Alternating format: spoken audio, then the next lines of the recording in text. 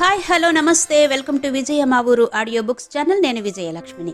Friends, నవల స్రవంతిలో వాసిరెడ్డి సీతాదేవి గారి నవల బొమ్మరిల్లు ఆడియోగా మీకు వినిపిస్తున్నాను కదా. మరి ఈరోజు బొమ్మరిల్లు నవల ఆడియో 3వ భాగం వినిపించబోతున్నాను. మరి ఆలస్యం చేయకుండా కథలోకి వెళ్ళిపోదాం. గౌతమ్ హనుమంతరావు ముఖంలోకి పిచ్చి చూపులు చూస్తూ ఉండిపోయాడు. కారు సిద్ధంగా ఉంది, పద, నిన్ను మా స్నేహితుడింట్లో డ్రాప్ చేసి వస్తాను. కేసు తేలేంత వరకు అక్కడే ఉండవచ్చు. అతను చాలా మంచివాడు. అతని వల్ల మనకు ఏ అపాయం ఉండదు అన్నాడు హనుమంతరావు. గౌతమ్కు హనుమంతరావు ఏ భాషలో మాట్లాడుతున్నాడో బోధపడ్డం లేదు. ఏంటోయ్ అంత రహస్యాలు మాట్లాడుతున్నారు, నేను వినకూడదా అంటూ వచ్చాడు వేణు. అసలే గాబరాలో ఉన్న హనుమంతరావుకు వేణు ప్రవర్తన నచ్చలేదు. అవును, రహస్యాలే. కాసేపు నువ్వు నీ కుర్చీలోనే ఉండు, నేను వస్తాను అన్నాడు. హనుమంతరావు మాటతో వేణు ముఖం మాడిపోయింది. చరచర అక్కడి నుంచి వెళ్ళిపోయాడు. తన కుర్చీ దగ్గరకు వెళ్ళలేదు, బయటకు వెళ్ళిపోయాడు. వీడొకడు మధ్యలో, మేనర్స్ కూడా తెలీదు విసుక్కున్నాడు హనుమంతరావు. బయలుదేరు. సుధారాణి ఆత్మహత్య ప్రయత్నం చేసిందా? అయితే నా కోసం పోలీసులు గాలించడమేంటి? పూర్తి షాక్ నుంచి కోలుకోకుండానే ప్రశ్నించాడు గౌతమ్. ఆమె దిండు కింద ఏదో ఉత్తరం ఉన్నదట. తను ఆత్మహత్య చేసుకోవడానికి కారణం నువ్వేనని రాసిందట చెప్పాడు హనుమంతరావు. నేనా? పిచ్చివాడ్లా ప్రశ్నించాడు గౌతమ్. అవునో కాదో ఆలోచించే సమయం లేదు. ఆవిడ అలా రాసిపెట్టింది.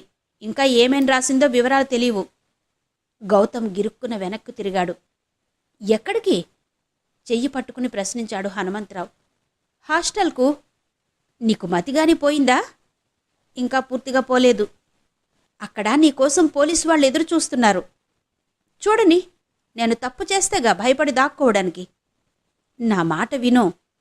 నేను దాక్కున్నానే అనుకో, నేను నిజంగానే అపరాధినని అందరూ భావిస్తారు. అందుకే అన్యాయాన్ని ఎదుర్కోవడానికి వెళుతున్నాను. మరో మాటకు అవకాశం ఇవ్వకుండా గౌతమ్ చరచరా బయటకెళ్ళిపోయాడు. గౌతమ్ను అరెస్ట్ చేశారు. ఆ రాత్రి రిమాండ్లో ఉన్నాడు. రెండో రోజు ఉదయం హనుమంతరావు జామీనిచ్చి విడిపించాడు. కాలేజీలో ప్రతి వాళ్ల నోట ఇదే మాట. ఎక్కువ మంది గౌతమ్ నిరపరాధి అని నమ్మారు. కొందరు మాత్రం అతన్ని అపరాధిని చూసినట్టే చూశారు. గౌతమ్ ఏ అభిప్రాయానికి విలువివ్వలేదు. ఏమీ జరగనట్టే తిరుగుతున్నాడు. మూడో రోజు రాత్రికి సుధకు స్పృహ వచ్చింది. అపాయం నుంచి బయటపడిందని చెప్పారు డాక్టర్లు. సుధ ఉత్తరంలో గౌతమ్ తనను ప్రేమించినట్టు కళ్ళబొల్లి కబుర్లు చెప్పి మోసం చేశాడని, తనకు 3వ నెల అని, ప్రపంచానికి ముఖం చూపించలేక ఆత్మహత్య చేసుకుంటున్నానని రాసింది. డాక్టర్ పరీక్షలో ఆమె గర్భవతి కాదని తేలింది. గౌతమ్ మీద కేసు కొట్టేశారు. సుధ సిగ్గుతో కాలేజీకి రావడం మానేసింది. కేసు కొట్టేసిన రాత్రి గౌతమ్ బుర్ర ఆలోచించడం ప్రారంభించింది.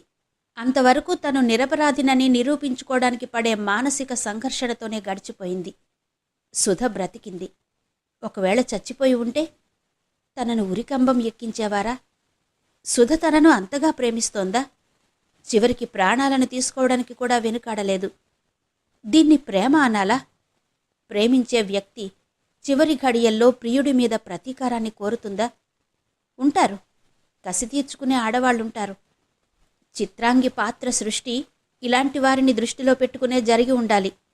అది నిజమో కాదో కానీ అలాంటి వాళ్లు మాత్రం ఈనాటికి ఉన్నారు. నిజమైన ప్రేమ బలి కోరదు. సుధ ఏనాడు తనని ప్రవర్తిస్తున్నట్టు ప్రవర్తించలేదు. సుధకు మగపిల్లల్ని చుట్టూ తిప్పుకోవడం, ఆకర్షించడం, ఆ తర్వాత తిరస్కరించడం హాబీ. ఫ్లర్టింగ్ టైప్ అని తనకు తెలుసు. తను రేణుక కలిసి తిరుగుతున్నప్పటి నుంచి ఆమెలో ఈర్ష్య బయలుదేరింది. ఆ ఈర్ష్య ద్వేషంగా మారింది. ఈర్ష్య ద్వేషాలు మనిషిని అశాంతిపాలు చేస్తాయి. సాలెపురుగు తన చుట్టూ తానే గూడు అల్లుకుంటుంది. అందులో ఊపిరి సలపక ఎంతో శ్రమపడి ఆ గూడు చీల్చుకుని బయటకొస్తుంది. ఈర్ష్యాద్వేషాలు కూడా మనిషిని సాలెగూడు లాంటి విషవలయంలోకి నెట్టేస్తాయి. ఈర్ష్యాద్వేషాలున్న వ్యక్తి తన గోళ్లతో తన శరీరాన్నే గాయపరుచుకుంటాడు. ఆ సంగతి అతనికి అర్థం కాదు. ఎవరో గాయపరిచారని భ్రమపడి ప్రతీకారం తీర్చుకోవడానికి ప్రయత్నిస్తాడు. ఇంత అన్యాయమా? చావబోతూ కూడా కసి తీర్చుకోవడమా? చివరి క్షణాల్లో ఒక నిరపరాధిని ఉరికంబానికి ఎక్కించే ప్రయత్నమా? హారిబుల్. ఆలోచిస్తున్న గౌతమ్ కళ్ల ముందు సుధ రూపం మెదిలింది. ఆ సున్నితమైన శరీరంలో ఇంత క్రూరత్వం దాగి ఉందా? అంతలోకే సుధ మీద జాలి కలిగింది అతనికి. పిచ్చి పిల్ల, సుధకు ఏం తక్కువైంది? కష్టం అంటే ఏంటో తెలియని జీవితం. రేణుకకు ఈ విషయం తెలిస్తే? తండ్రి పోయిన బాధతో ఉంది. ఆమె ఇక్కడ లేకపోవడమే మంచిదైంది. రేణుక వచ్చేసరికి తను నిరపరాధిగా రుజువైపోయింది. లేకపోతే గౌతమ్ ఆలోచనల నుంచే నిద్రలోకి జారిపోయాడు. రేణుక నిర్జీవ ప్రతిమలా గోడకు చేరబడి కూర్చుంది. చేతిలోని ఉత్తరం గాలికి రెపరెపలాడింది. ఆమె కళ్ళు గాజు గోళీళ్లా కళావిహీనంగా ఉన్నాయి. ఆ చూపులో జీవం లేదు. ఆ ముఖంలో చైతన్యం లేదు. అక్క, అమ్మ మళ్ళీ ఏడుస్తుంది, చిన్న చెల్లెలు సరళ ఏడుస్తూ చెప్పింది. రేణుక చెవులకు వినిపించలేదు. అక్క, అక్క. రేణుక భుజం మీద చెయ్యి వేసి ఊపింది 5 ఏళ్ల సరళ. రేణుక కదిలింది. చూపులు తిప్పి చూసింది. సరళ ఏడుస్తోంది. అమ్మ ఏడుస్తోందక్కా అంటోంది. అవును, అమ్మ ఏడుస్తోంది. నేను ఏడుస్తున్నాను. నువ్వు మాత్రం ఏడవడం లేదు. అక్క, అక్క. అక్కను గట్టిగా కుదిపింది సరళ. అక్క సరిగ్గా పలకపోయేసరికి బావురుమంది. రేణుక ఈ లోకంలోకొచ్చింది. గాభరాగా చెల్లెల్ని వళ్ళోకి తీసుకుంది. ఏడవకమ్మా. అమ్మ ఏడుస్తోంది. నాకేమో ఆకలేస్తోంది. చిన్నక్కెక్కడా? బయట చెమ్మ చొక్క ఆడుకుంటోంది. పద, నీకన్నం పెడతాను. చేతిలో ఉన్న ఉత్తరాన్ని మడిచి బీరువాలో బట్టల క్రిందగా పెట్టింది. సరళకు చిన్నతమ్ముడు చంద్రానికి భోజనం పెట్టి నిద్రపుచ్చింది. వాళ్లకు కూడా భోజనాలు పెట్టి చదువుకోమని పురమాయించింది. తల్లి దగ్గరకొచ్చింది. తల్లి గదిలో ఓ మూల చాప మీద ముడుచుకుని పడుకుని ఉంది. కొంతసేపు అలా పడుకున్న తల్లిని చూస్తూ నిలబడింది. అమ్మాయి 20 రోజుల్లో ఎంత చిక్కిపోయింది. ఒక మనిషిలో 20 రోజుల్లో ఇంత మార్పు వస్తుందని తన ఊహకు కూడా అందని విషయం. 10 ఏళ్ల వయసు ఒక్కసారిగా మీద పడినట్టయింది. అమ్మా. తల్లి పక్కన కూర్చుని మీద చెయ్యి వేసింది. తల్లి సుందరమ్మ కళ్ళు తుడుచుకుని లేచి కూర్చుంది. అమ్మా, నువ్విలా 24 గంటలు ఏడుస్తూ ఉంటే ఎలా? ఎంత చిక్కిపోయావో తెలుసా? నాన్న పోయారు. నువ్వు కూడా మాకు లేకపోతే ఏమైపోవాలి మేము? గద్గద కంఠంతో అంది రేణుక. ఏం చెయ్యను తల్లి. గుండెని ఎంత రాయి చేసుకుందామన్నా నా వల్ల కావడం లేదు. ఇటువంటి రోజు చూడాల్సి వస్తుందని కల్లో కూడా అనుకోలేదు. మిమ్మల్ని అందరినీ ఏం చెయ్యను, ఎట్లా ఒడ్డు చేర్చగలనో ఏమో అందావిడ. ఆ విషయంలో నువ్వు బెంగపడకమ్మా. ఇంకా 1 సంవత్సరం ఓపిక పట్టు. నాకు డిగ్రీ వచ్చేస్తుంది. ఇంటి భారం తీసుకుంటాను అంది రేణుక. నువ్వా? అవునమ్మా. నాన్నకు మాటిచ్చాను. చెల్లెళ్ళని తమ్ముళ్లను చదివించి పెళ్ళిళ్ళు చేసే బాధ్యత నాది. నువ్వు ఆడపిల్లవి తల్లి.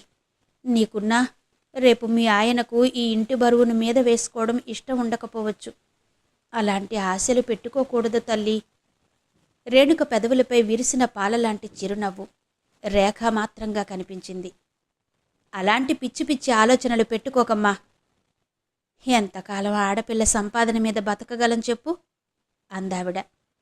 మరి ఆడపిల్లను మగపిల్లవాడిలా ఎందుకు చదివించారు? మగపిల్లల కంటే ఎక్కువగానే మీరు నన్ను పెంచారు.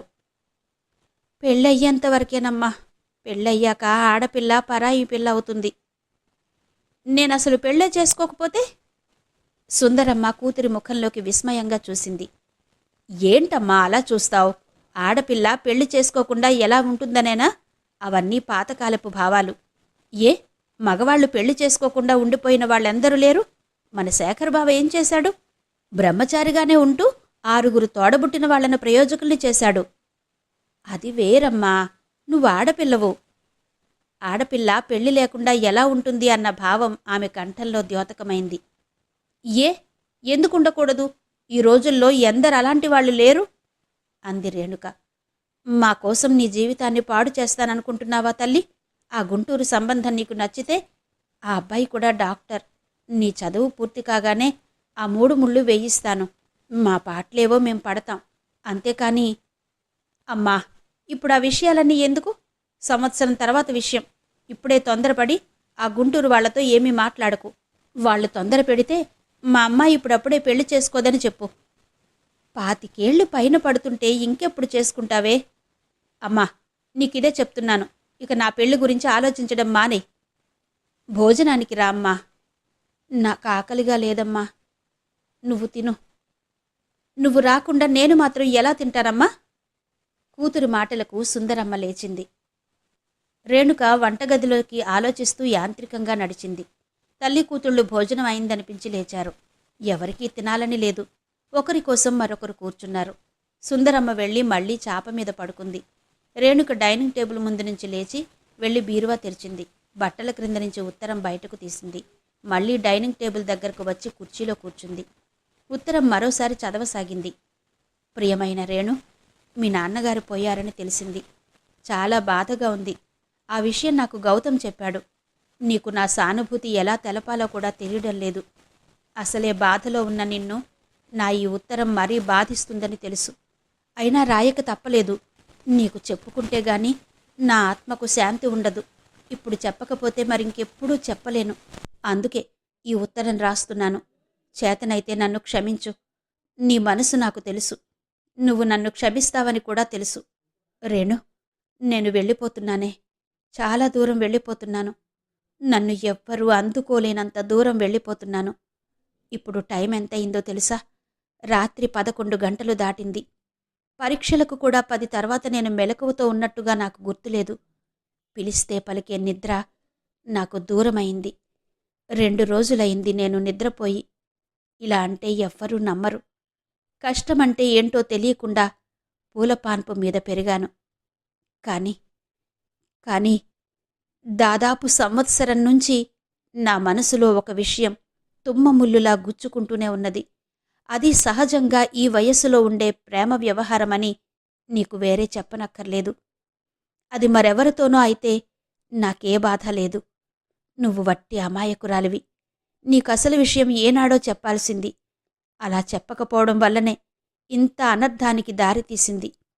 నీ మనసు నాకు తెలుసు. నేను ప్రేమిస్తున్న వ్యక్తిని, నన్ను ప్రేమిస్తున్న వ్యక్తిని నువ్వు ప్రేమించి అడ్డుగోడగా నిలబడేదానివి కూడా కాదని నాకు తెలుసు. రేణు, అసలీ మగవాళ్లను నమ్మకూడదే. ముఖ్యంగా మునిముచ్చులా ఉండేవాళ్లను అస్సలు నమ్మకూడదు. గౌతమంటే నీకిష్టమని నాకు తెలుసు. కాని మీ పరిచయం ఇంత దూరం వస్తుందనుకోలేదు. అందుకే నిన్ను ముందుగా హెచ్చరించలేదు. గౌతమ్ నేను 2 ఏళ్లుగా కలిసిమెలిసి తిరుగుతున్నాం. దొంగచాటుగా జరుగుతోంది ఈ వ్యవహారం ఇంతకాలం. తన హౌస్ ఎర్జెన్సీ పూర్తయ్యేంతవరకు మా ఈ ప్రేమ వ్యవహారాన్ని రహస్యంగా ఉంచమని గౌతమ్ సలహా ఇచ్చాడు. ఇంత తాడు బొంగరం లేనివాడితో తిరుగుతున్నట్టు తెలిస్తే మా డాడీ కాలేజీకి కూడా మాన్పించి వెంటనే ఓ మిలియనీర్తో నా పెళ్లి జరిపించేస్తాడని నా భయం. అందుకే రహస్యంగా, అతి జాగ్రత్తగా, ఎవరికీ అనుమానం రాకుండా అతి మెలకువతో ప్రవర్తిస్తూ వచ్చాము. గౌతమ్ని నీ దగ్గర చులకనగా మాట్లాడేదాన్ని. ఎందుకో తెలుసా? నువ్వు నాకంటే అందంగా ఉంటావు. నీకు అతనంటే ఇష్టమని తెలుసు. నీ ఆకర్షణలో పడతాడనే భయం కొద్దీ అలా మాట్లాడేదాన్ని. నీ మనసు విరచాలని ప్రయత్నించేదాన్ని. అదే నా దుర్గతికి కారణమైంది. అసలు విషయం మనసు విప్పి నీకు చెప్పాల్సింది. కాని చెప్పలేకపోయాను. నేను భయపడిందే జరిగింది. మీ ఇద్దరూ కలిసి తిరుగుతున్నట్టు నాకు చాలా ఆలస్యంగా తెలిసింది. గౌతమ్నడిగితే అంతా అబద్ధమని చెప్పాడు. నేనతన్ని గుడ్డిగా నమ్మాను. ఆడది అనాదిగా నమ్ముతూనే ఉంది, మోసపోతూనే ఉంది. అంతవరకు చదివి రేణుక ఇక చదవలేనన్నట్టు తల పట్టుకుని కూర్చుంది. 5 నిమిషాల తర్వాత మళ్లీ చదవసాగింది. రేణు, 4 రోజుల్నుంచి నీకీ విషయం రాయాలా వద్దా అని మదనపడి చివరకు నువ్వు కూడా నాలా మోసపోకూడదని ఈ ఉత్తరం రాస్తున్నాను. ఈ ఉత్తరం అందేసరికి నేను శాశ్వతంగా ఈ ప్రపంచం నుంచి, ఈ కుళ్ళు ప్రపంచం నుంచి, ఈ దగాకోరు మనుషుల నుంచి వెళ్ళిపోతున్నాను. మళ్ళీ ఎవరెంత మొత్తుకున్నా తిరిగి రాని ప్రదేశానికి వెళ్ళిపోతున్నాను. గౌతమ్ని నువ్వు ప్రేమిస్తున్నావని నాకు తెలుసు. అతను నిన్ను ప్రేమిస్తున్నాడో లేదో నాకు సందేహమే. 4 రోజుల నాడు మేము కలుసుకునే మెరీనా బీచ్కు వెళ్ళాను. నువ్వు ఊళ్ళో లేవుగా. గౌతమ్ నాకంటే ముందు వచ్చి ఎదురు చూస్తున్నాడు. నేనేదో ఒక విషయం తేల్చుకుందామనే ఆ రోజు నిర్ణయించుకున్నాను. గౌతమ్ను నిలదీసి అడిగాను. నువ్వు ఊరికి వెళ్లే రోజు గౌతమ్ నీకు సెండాఫ్ ఇవ్వడం చూశాను. ట్రైన్ కదిలే ముందు నీ చేతిని అందుకుని పెదవులకు ఆనించుకోవడం కూడా చూశాను. ట్రైన్ కదిలింది. నేను మా డాడీ ఎవరినో పంపించడానికి స్టేషన్కొచ్చాము. బయటకొస్తున్నప్పుడు నన్ను చూసి బిత్తరపోయాడు గౌతమ్. డాడీ ఉండడం వల్ల ఏం మాట్లాడలేకపోయాను. 10-15 రోజులు నన్ను తప్పించుకు తిరిగాడు. ఆ రోజు బీచ్కి రాకపోతే అతని బండారం నీ ముందు బయట పెడతానన్నాను. దాంతో భయపడ్డాడు. అందుకే ఆ రోజొచ్చాడు. ఏమీ జరగనట్టే నటించాడు. ఎంత నటన! నిలదీసి అడిగాను. మొదట బుకాయించాడు. ఆ తర్వాత నీతో తిరుగుతున్నట్టు అంగీకరించాడు. రేణు, ఇదంతా నా దురదృష్టం. అప్పటికే మా పరిచయం హద్దులు మీరింది. నువ్వు తెలివైన దానివి. దూరంగా ఉన్నావు. అందువల్లనే అతని ఆకర్షణ నువ్వంటే రోజురోజుకు పెరుగుతూ వచ్చింది. ఆడది లొంగిపోనంత వరకు మగవాడు ఆడదాని చుట్టూ తిరుగుతాడు. ఆ తర్వాత ఆడదాన్ని నిర్లక్ష్యం చేస్తాడు. స్త్రీ ఒకసారి లొంగిపోయాక అతన్ని వదలలేదు. నా విషయంలో అదే జరిగింది. కష్టం సుఖం ఎరగనిదాన్ని, లోకం పోకడ తెలియనిదాన్ని, జీవితమంటే రంగుల హరివిల్లు అని భ్రమపడేదాన్ని. అందుకే మోసపోయాను. నాకు నెల తప్పింది. ఆ మాట చెబితే ఏమన్నాడో తెలుసా? ఆ బిడ్డ నా బిడ్డేనని నమ్మకం ఏంటి? నువ్వు ఎంతమందితో తిరిగావో అన్నాడు. రేణు, అప్పుడు నాకేమనిపించిందో తెలుసా? పరుగులు తీసి సముద్ర గర్భంలో కలిసిపోవాలనిపించింది. ఇంకా నేను నిన్ను ప్రేమించడం లేదు, పెళ్లికి ముందే హద్దులు మీరిన నిన్ను నేను వివాహం చేసుకోను, నువ్వు బంగారు బాతువు, డబ్బున్నదానివి, డబ్బున్నవాళ్లంటే నాకు కసి, అందుకే నీతో తిరిగాను. నేను రేణుకను ప్రేమిస్తున్నాను, నీకు నాలాంటివాళ్లు ఎంతమందైనా దొరుకుతారు అన్నాడు గౌతమ్. విన్నావా రేణు? గౌతమ్ అలా ప్రవర్తించి ఉంటాడని నీకు నమ్మబుద్ధి కావడం లేదు కదూ? నువ్వే కాదు, కాలేజీలో ఎవ్వరూ నమ్మరు. అతను చాలా తెలివైనవాడు. తన పాత్రను చక్కగా నటించాడు. నీచుడా, నీ ముఖం చూస్తేనే పంచపాపాలు చుట్టుకుంటాయి అన్నాన్నేను. అందుకతను ఒక విషపు నవ్వు నవ్వాడు. నేను కోపంతో కసిగా కార్ డ్రైవ్ చేసుకుంటూ వెళ్ళాను. యాక్సిడెంట్ అయితే బావుణ్ణు అనుకున్నాను. కాని క్షేమంగా ఇంటికి చేరాను. మనసారా ప్రేమించినవాడికి నా సర్వస్వం అర్పించాను. పైగా నేను గర్భవతిని అని తెలుసుకుంటే మమ్మీ డాడీ ఎంత కుంగిపోతారో నాకు తెలుసు. బాగా ఆలోచించి 4 రోజులు రాత్రింబవళ్ళు మథనపడి ఈ నిర్ణయానికొచ్చాను. నిద్రమాత్రలు వేసుకుని శాశ్వతంగా నిద్రపోతున్నాను. రేణు, నువ్వైనా త్వరపడు. వెంటనే గౌతమును పెళ్లి చేసుకో. లేకుంటే నీకంటే అందమైన యువతి పరిచయమైతే నిన్ను మోసం చేస్తాడు. నువ్వైనా సుఖంగా ఉండు. Good bye Renu. ఇట్లు నీ సుధ. రేణుక కళ్ళనుంచి ధారాపాతంగా కన్నీరు కారుతోంది. చేతిలోని కాగితాలు తడుస్తున్నాయి. అక్షరాలు అల్లుకుపోతున్నాయి. గౌతమ్ ఇంత నీచుడా? ఒక నిండు జీవితాన్ని బలిగొన్న పశువా? సుధరూపం కళ్లముందు మెరిసింది. పాపం, సుధ ఈ పాటికి చచ్చిపోయుంటుంది. శ్రీమంతుల ఏకైక సంతానం నిలువునా ప్రాణాలు తీసుకుంది. ఆ తల్లిదండ్రుల కడుపులో చిచ్చు రగిలించి వెళ్ళిపోయింది. ఇంత జరిగాక తాను గౌతమ్ పెళ్లి చేసుకుని సుఖంగా కాపురం చేస్తామని ఎలా అనుకుంది సుధ? తన మూలంగా ఒక నిండు ప్రాణం పోయింది. తను హంతకురాలు, గౌతమ్ హంతకుడు. పిచ్చిపిల్ల, ఈ సంగతి ముందే తనతో చెప్పి ఉండవచ్చుగా. ఆ తర్వాత తనే రంగంలో నుంచి తప్పుకునేది. గౌతమ్, అబ్బా, ఆ పేరు ఉచ్చరించాలంటేనే అసహ్యం వేస్తోంది. అతని రూపం ఎంత భయంకరంగా కనిపిస్తున్నదో. తను ముందెప్పుడూ పెళ్లి చేసుకోకూడదని నిర్ణయించుకుంది. నాన్నకు కుటుంబ బాధ్యత తీసుకుంటానని మాట ఇచ్చింది. రేణుక కళ్ల ముందు వంటి నిండా గాయాలతో బ్యాండేజీలతో మరణశయ్య మీద ఉన్న తండ్రి కనిపించాడు. తండ్రి మాటల్ని మననం చేసుకుంది. తల్లి, నేను బ్రతకను. నాన్నా అంటూ బావురుమంది రేణుక. ఏడవకమ్మా, నువ్వు ధైర్యంగా ఉండాలి అన్నాడు తండ్రి. 2 చేతులలోనూ ముఖం దాచుకుని వెక్కి వెక్కి ఏడవసాగింది రేణుక. ఏడవకు తల్లి, నేను చెప్పేది విను. ఆలస్యమైతే చెప్పలేకపోవచ్చు. చెప్పు నాన్నా, నన్నేం చేయమంటావు? బెక్కుతూ అంది రేణుక. నా మరణం వల్ల నీకు అన్యాయం జరుగుతుందని నాకు తెలుసమ్మా. నేను నిన్ను కోరబోయే కోరిక ఏ తండ్రి తన బిడ్డను కోరకూడదు తల్లి. చెప్పు నాన్నా, మీకోసం ఏదైనా చేస్తాను. మీరు నన్ను ఎన్నో ఆశలు పెట్టుకుని పెంచారు, డాక్టర్ చదివించారు. ఏనాడు నా కోర్కెను తిరస్కరించలేదు. చెప్పు నాన్నా. నువ్వు నేను లేని లోటును తీర్చాలి తల్లి. నలుగురు రెక్కలు రాని పిల్లల్ని, అమాయకురాలైన తల్లిని నీకు వదిలేసి వెళ్ళిపోతున్నాను. నాన్నా, నీకు నయమవుతుంది, అలా అనకు. మనిషి కోరుకున్నట్టే అన్నీ జరిగితే ప్రపంచంలో ఇక దుఃఖం ఏముంటుందమ్మా? నువ్వు నాకో మాట ఇవ్వాలి. అప్పుడే నా ఆత్మకు శాంతి. చెల్లాయిల్ని, తమ్ముల్ని నేను పెంచి పెద్ద చేస్తాను. అమ్మను అపురూపంగా చూసుకుంటాను. ఆ విషయంలో నువ్వు బెంగపడకు నాన్నా. నన్ను క్షమించగలవా తల్లి? క్షమించడమేంటి నాన్నా? నన్ను డాక్టర్ని చేశారు. ఇంటికి పెద్ద బిడ్డను. నా బాధ్యతను నేను నిర్వర్తిస్తాను. అందుకు నువ్వు చాలా పెద్ద త్యాగమే చెయ్యాల్సి ఉంటుందమ్మా. అది త్యాగం కాదు నాన్నా, అది నా బాధ్యత, ఖచ్చితంగా చెప్పింది రేణుక. అమ్మా రేణు, ఆ పైన మాటలు పెగల్లేదతనికి. నీకేం ప్రమాదం లేదు నాన్నా, చెప్పింది రేణుక. తండ్రి కూతురి కళ్ళలోకి చూశాడు. ఆ కళ్ళలో ఎన్నో చెప్పాలనే ఆతృత ఉంది.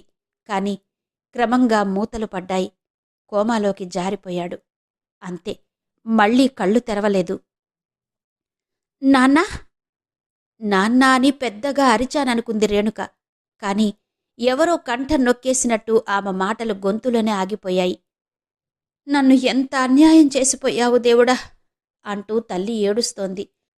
తల్లి రాగంతో రేణుక తుళ్ళిపడి ఈ లోకంలోకొచ్చింది. చేతిలో ఉన్న కాగితాలు కసిగా చింపేసింది. 2 చేతులతో కాగితం ముక్కల్ని నలిపి లేచి వెళ్లి కిటికీలో నుంచి బయటకు పారేసింది. అలసటగా వెళ్లి మంచానికి అడ్డంగా పడింది. తల్లి ఏడుస్తున్నది. పడుకోబోయే ముందు తల్లి పక్కన రోజూ కాసేపు కూర్చుని ధైర్యం చెప్పేది. ఈరోజు ఆమెకు ఆ ఓపిక లేనట్టే అనిపించింది. తల్లి ఏడుస్తోంది. బాధకు మారు చిరాకనిపించింది ఈసారి. కళ్ళు మూసుకుంది రేణుక. నిద్ర రావడం లేదు. గౌతమ్, సుధారాణి, సుధారాణి, గౌతమ్ మార్చి మార్చి మూసుకున్న కళ్లకు కనిపిస్తున్నారు. ఈ 20 రోజులుగా గౌతమ్కు తన నిర్ణయాన్ని ఎలా వినిపించాలా అని మదనపడింది. ఇప్పుడు ఆ అవసరం లేకుండా పోయింది. అతని ముఖం కూడా చూడాలని లేదు. గౌతమ్ నిజంగా అలా ప్రవర్తించి ఉంటాడా? లేకపోతే సుధారాణి ఆడపిల్ల, ఆత్మహత్యకు పాల్పడాల్సిన అవసరమేంటి? అందుకే అంటారు, అతి వినయం ధూర్త లక్షణమని. కాని గౌతంలో అతి వినయం లేదు. వినయంగా కనిపిస్తాడు. అవసరమైతే చాలా గట్టిగానే ఏ పరిస్థితినైనా ధైర్యంగా ఎదుర్కోగలిగిన గుండె నిబ్బరం ఉంది అనుకుంది రేణుక. చిన్న చెల్లెలు నిద్రలో నాన్నా నాన్నా అంటూ ఏడుస్తోంది. రేణుక చివ్వున మంచం దిగింది. సరళను ఎత్తుకుని బుజ్జగిస్తూ తన మంచం దగ్గరకొచ్చింది. తన పక్కన పడుకోబెట్టుకుని చిచ్చు కొడుతూ తను నిద్రలోకి జారిపోయింది. రేణుక కాలేజీకొచ్చింది. అలా వస్తున్నట్టు గౌతంకు ఉత్తరం కూడా రాయలేదు. గౌతం రాసిన ఉత్తరాలకు సమాధానం కూడా రాయలేదు. ఆస్పత్రిలో ఎదురుగా రేణుక. ఓ క్షణం గౌతం ఆమె ముఖంలోకి చూస్తూ ఉండిపోయాడు. ఎప్పుడొచ్చావ్? ఉదయం. సారీ రేణు, మరీ అలా అయిపోతే పోయిన వాళ్ళు వస్తారా? నువ్వు ధైర్యంగా ఉండాలి అన్నాడు గౌతం. రేణుక ఉలకలేదు, పలకలేదు. నా ఉత్తరాలందాయా? తల ఊపింది. మరో ప్రశ్నకు అవకాశం ఇవ్వకుండా రేణుక గబగబా తన వార్డులోకి వెళ్ళిపోయింది. రేణుక ప్రవర్తన గౌతంకు అర్థం కాలేదు. ఆమె వెళుతున్న వైపు చూస్తూ నిలబడిపోయాడు. ఆత్మీయుల్ని చూసినప్పుడు అణుచుకున్న దుఃఖం కట్టలు తెంచుకుని వెల్లువై ప్రవహిస్తుంది. ఆస్పత్రిలో డాక్టరై ఉండి ఏడవడం బాగుండదు. అందుకే అలా వెళ్ళిపోయుంటుంది. మనసును సముదాయించుకుంటూ తన పనిలో మునిగిపోయాడు గౌతం. సాయంత్రం రేణుకను కలుసుకోవడానికి హాస్టల్కు వెళ్లాడు. ఆరోగ్యం బాగాలేదని, నిద్రపోతున్నదని కబురొచ్చింది. 2వ రోజు కూడా ఆస్పత్రిలో రేణుక గౌతమును తప్పించుకుని తిరగసాగింది. గౌతంకు ఆమె ప్రవర్తన అర్థం కాలేదు. 2-3 రోజులు గౌతం కూడా చూసి చూడనట్టే నటించాడు. అయినా రేణుక ప్రవర్తనలో ఎలాంటి మార్పు కనిపించలేదు. అయితే సుధారాణి విషయంలో తనను అపార్థం చేసుకున్నదన్నమాట. ఈ విషయంలో ఆడవాళ్లంతా ఒకలాగే ప్రవర్తిస్తారు. చదువుకున్నవాళ్లు, చదువులేనివాళ్లు కూడా ఒకేలా ప్రవర్తిస్తారు. అసలు ఆడవాళ్లకు చెప్పుడు మాటలంటే ఎందుకో ప్రీతి. రేణుక కూడా ఇంత మూర్ఖంగా ప్రవర్తిస్తుందని తను కలలో కూడా ఊహించలేదు. తన మీద అనుమానం కలిగితే అసలు విషయం నిలదీసి అడిగి తెలుసుకోవచ్చుగా అనుకున్నాడు గౌతం. అతనికి కోపం వచ్చింది, రోషం వచ్చింది. అతని అభిమానం లోతుగా గాయపడింది. అసలు విషయమేంటో తేల్చుకోవాలన్న పట్టుదల అతనిలో బయలుదేరింది. వారం తర్వాత తాడో పేడో తేల్చుకోవాలన్నట్టు ఒకనాటి సాయంత్రం హాస్టల్కు వెళ్ళాడు. విజిటర్స్ గదిలో కూర్చున్నాడు. రేణుకమ్మగారికి తలనొప్పిగా ఉందట. పర్వాలేదు, తలనొప్పేగా, రమ్మని చెప్పు. ఆమె వచ్చేంతవరకు నేను వెళ్ళనన్నానని చెప్పు, కోపంగా అన్నాడు గౌతమ్. 15 నిమిషాల తర్వాత రేణుక వచ్చి గడపలో నిలబడింది. కళ్ళు ఉబ్బి ఉన్నాయి. ఆమె రూపం చూడగానే గౌతమ్ కోపం మంచు ముక్కలా కరిగిపోయింది. రేణు, ఏడుస్తున్నావు? ఎంతకాలం అలా ఏడుస్తూ ఉంటావు? నువ్వు డాక్టర్వి. మరొకరికి ధైర్యం చెప్పడం మన వృత్తి ధర్మం అన్నాడు. రేణుక మాట్లాడలేదు. కూర్చో అన్నాడు గౌతమ్. రేణుక యాంత్రికంగా ఖాళీగా ఉన్న కుర్చీలో, గౌతమ్కు దూరంగా ఉన్న కుర్చీలో కూర్చుంది. వెళ్ళి బట్టలు మార్చుకునిరా, బీచుకు వెళ్దాం అన్నాడు గౌతమ్. రేణుక చివ్వున తలెత్తి చూసింది. ఆ చూపులు ఇష్టంలేని వస్తువును దేన్నో అనుకోకుండా చూసినట్టుగా ఉన్నాయి. ఏంటలా చూస్తున్నావు? అడిగాడు గౌతమ్. నేనెక్కడికి రాను. ప్లీజ్. సారీ, ఖచ్చితంగా పలికింది. గౌతమ్ రేణుక ముఖంలోకి లోతుగా చూశాడు. తండ్రిపోయిన దుఃఖం వల్ల కలిగిన మనోక్లేశం మాత్రమే కాదు, ఆమె చూపుల్లో కనిపిస్తున్నది. తన మీద అసహ్యం కనిపిస్తోంది. అంటే అంటే వచ్చి రాకముందే ఎవరో సుధారాణి కథ వినిపించారన్నమాట. గౌతమ్కు ఒళ్ళు మండిపోయింది. నువ్వొచ్చినప్పటినుంచే చూస్తున్నాను. నీ ధోరణి వింతగా ఉంది. నన్ను తప్పుకు తిరగాలని ప్రయత్నిస్తున్నావు. ఇష్టంలేని వాళ్ల చుట్టూ తిరుగుతూ వాళ్లకు న్యూసెన్స్ అయ్యేవాణ్ణి కాను నేను. నీకిష్టం లేకపోతే చెప్పు, మళ్ళీ నీకు ఎదురుగా కూడా రాను అన్నాడు. రేణుక తల వంచుకుని కూర్చుంది. ఆమె ముఖంలో కదిలే భావాలు గౌతమ్కు కనిపించడం లేదు. కానీ నాకు కారణం వినాలనుంది, అందుకే ఇవాళొచ్చాను అన్నాడు గౌతమ్. రేణుక నుంచి సమాధానం లేదు. నువ్వు కూడా నమ్ముతున్నావా అన్నాడు. ఏంటి? చివ్వున తలెత్తింది రేణుక. అదే, నేను సుధని మోసం చేశానని. కళ్ళుండి వాస్తవాన్ని చూడలేనంత అమాయకురాల్ని కాదు అంది రేణుక. ఓహో, అలాగా? వ్యంగ్యంగా ఉంది గౌతమ్ కంఠం. రేణుకకు ఒళ్ళు మండిపోయింది. కుష్ఠురోగి శరీరంలోని ఒక్కొక్క భాగమే కుళ్ళి రాలిపోతున్నా బతకాలని తాపత్రయపడతాడు. ఎందుకు?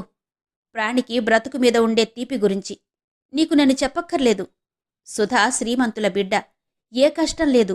అలాంటి సుధ ప్రాణం తీసుకోవడానికి ఊరికే ప్రయత్నించిందని నన్ను నమ్మమంటావా? తీవ్రంగా అడిగింది రేణుక. గౌతమ్ రేణుక ముఖంలోకి వెర్రివాడిలా ఓ క్షణం చూశాడు. చెప్పు సమాధానం. ఒకవైపు సుధను మోసం చేశావు, మరోవైపు నీ బండారం బయటపడ్డాక కూడా ఇంకా నన్ను నమ్మించాలనే చూస్తున్నావు. నా పేరు రేణుక. సారీ. చూడండి రేణుకాదేవిగారు, మీరు విన్నది ఊహించేది అంతా అబద్ధమే. కళ్ళుండి ఎదురుగా కనిపించే వస్తువును చూడకుండా కళ్ళు మూసుకుని మరోదాన్ని చూడడానికి ప్రయత్నిస్తున్నారు అన్నాడు గౌతమ్. చనిపోయే ముందు ఎంత దుర్మార్గుడు కూడా అబద్ధం చెప్పడు అంది రేణుక. అవును, నేను అలాగే అనుకుంటూ ఉండేవాణ్ణి. సుధ నాకన్ని విషయాలు రాసింది. సుధ ఉత్తరం రాసిందా? అవును, నాకంతా తెలుసు. నన్ను మాటలతో మభ్యపెట్టడానికి ప్రయత్నించావు. నేను బహువచనంలో సంబోధిస్తున్నాను. సారీ అంది రేణుక.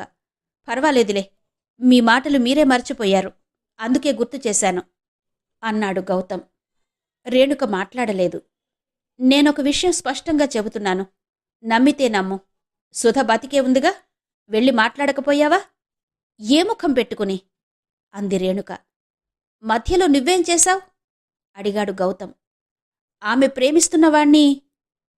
రేణుక మాటలు పూర్తి కాకముందే, ఆగు, నువ్వు విన్నది అబద్ధం. ఆమె రాసింది అబద్ధం. నువ్వు ఊహించుకుంటున్నది అబద్ధం. సుధకు నా మీద ప్రేమ ఉంది అనడం అబద్ధం. నేనామెను ప్రేమించానని చెప్పడం అన్నిటికంటే పెద్ద అబద్ధం. ఆమెను నేను మోసం చేశానని చెప్పడాన్ని ఏమనాలో నాకు బోధపడ్డం లేదు అన్నాడు గౌతమ్. అబద్ధం, అబద్ధం, అబద్ధం.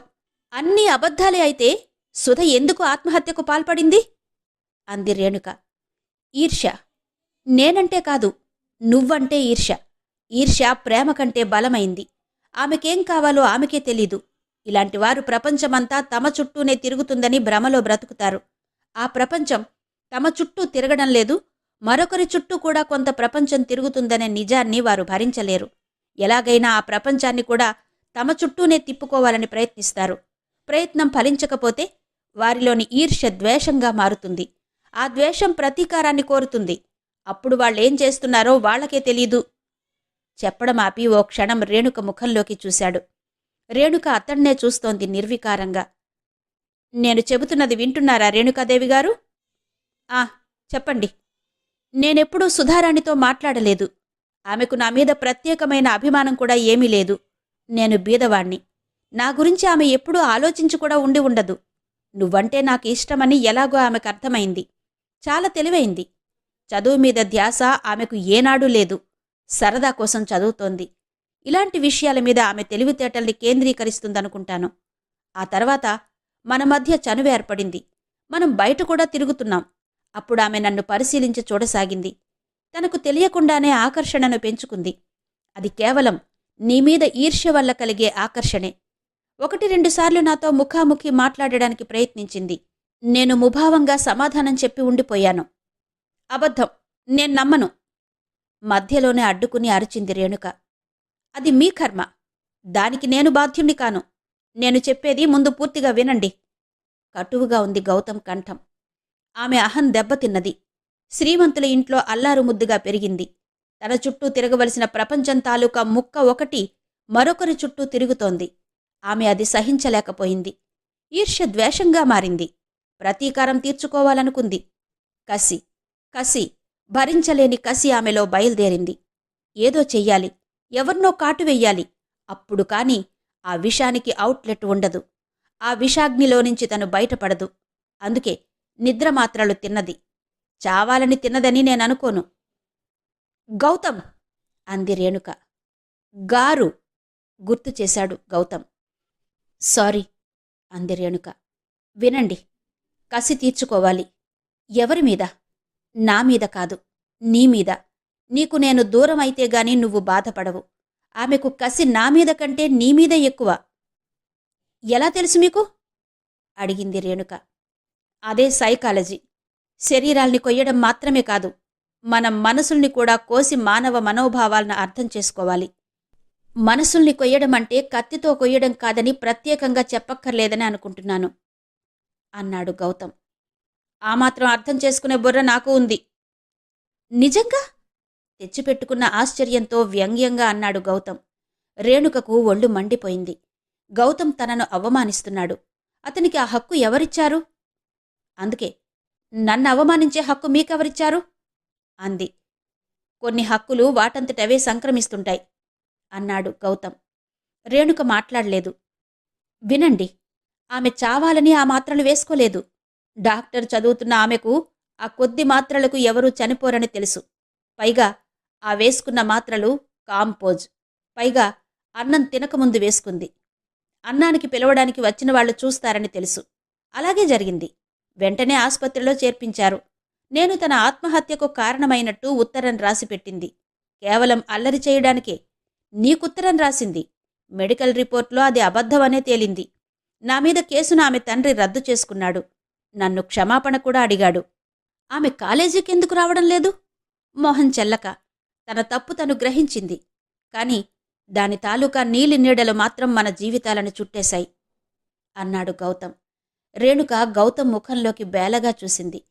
గౌతమ్ ఆమె కేసి చూడ్డం లేదు.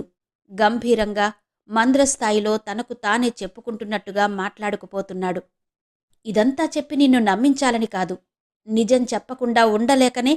ఏనాటికైనా నిజం తెలిసి గౌతమ్ ఆనాడే నిజం చెప్పి ఉంటే ఎంత బాగుండేదని నువ్వు సారీ మీరు బాధపడకుండా ఉండడానికే ఇంత కంఠశోషపడుతున్నాను. అంతేగాని నువ్వు నన్ను అసహ్యించుకుంటున్నా నీ వెంటబడి నీకు న్యూసెన్స్ అవుతానని మాత్రం భావించవద్దు. నేను నిన్ను అమితంగా ఆరాధించాను. అయినా నీ కంట పడలేదు. పెద్దగా చొరవ కూడా తీసుకోలేదు. కారణం, నేను బీదవాణ్ణి. నువ్వు చొరవ చూపించావు. ఆ తర్వాత మనం దగ్గరయ్యాము. నువ్వు దూరంగా ఉండాలనే నిర్ణయానికి వచ్చి ఉంటే అలాగే ఉందాం. వస్తాను. సెలవ్. 2 చేతులు ఎత్తి నమస్కరించి లేచి నిలబడ్డాడు గౌతమ్. రేణుకకు ఎవరో గొంతు నొక్కుతున్నట్టుగా అయింది. ఏదో అనాలనుకుంది. చూస్తూనే ఉండిపోయింది. వస్తాను. గౌతమ్ చరచరా బయటికి నడిచాడు. గౌతమ్! రేణుక బలవంతంగా గొంతు పెగుల్చుకుని అరిచింది.